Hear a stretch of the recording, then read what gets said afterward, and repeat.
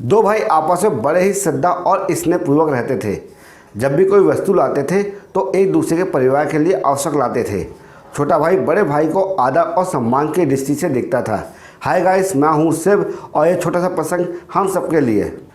एक दिन किसी बात को लेकर दोनों के बीच में कहासुनी हो गई। बात इतनी बढ़ गई कि छोटे भाई ने बड़े भाई को अशब्द कह दिया। फिर क्या था, दोनों के रिश्तों के बीच में दरार पड़ गई। उस दिन से दोनों अलग अलग रहने लगे और दोनों के बीच में बोलचाल बंद हो गया।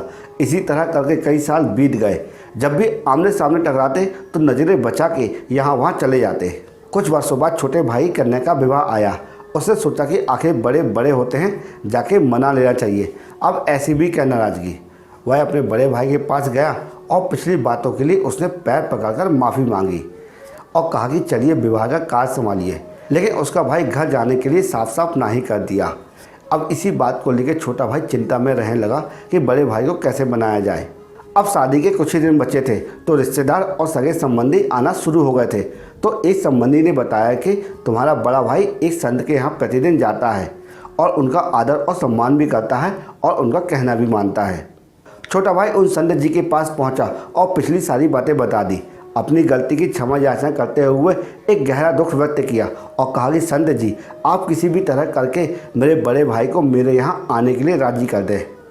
दूसरे दिन जब बड़ा भाई सत्संग में गया तो गुरुदेव ने उससे पूछा, क्यों, तुम्हारे छोटे भाई की कन्या का विवाह है, तुम कौन कौन सा काम संभाल रहे हो?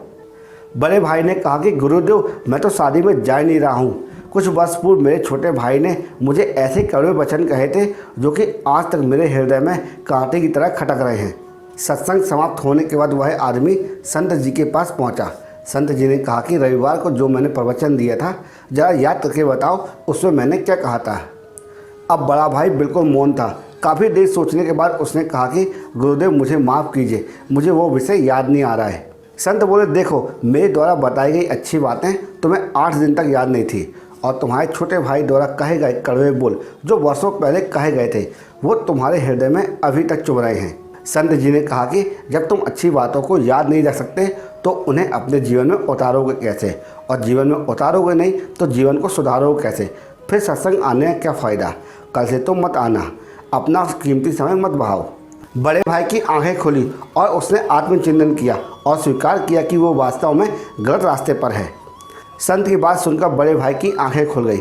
उसके बाद वह छोटे भाई के घर गया और छोटे भाई को गले लगा लिया और उसके बाद दोनों भाइयों की आंखों में खुशी के आंसू थे। हमारे साथ भी ऐसे ही होता है। अक्सर दूसरों की कही और किसी बात पर हम बुरा मान जाते हैं और बेवजह दूसरों से दूरी बना लेते हैं, जबकि चाहिए कि हम आपसी बातचीत से मन में उपजी कटुता को भुलाकर सौहार्दपूर्ण वातावरण बनाएं। ना स्वयं किसी से रूठें, ना किसी को रूठने का मौका दें। दोस्तों, फिर सब काम में देरी क्यों? उठिए और जाइए, अपने रूठों को मनाइए। अगर ये वीडियो अच्छा लगा हो और लगा कुछ सीखने को मिला हो तो इसी वक्त हमारे YouTube चैनल को लाइक कर देना, क्योंकि हम आपके लिए इसी तरह यूजफुल कंटेंट प्रतिदिन बनाते रहते हैं। जय श्री राम।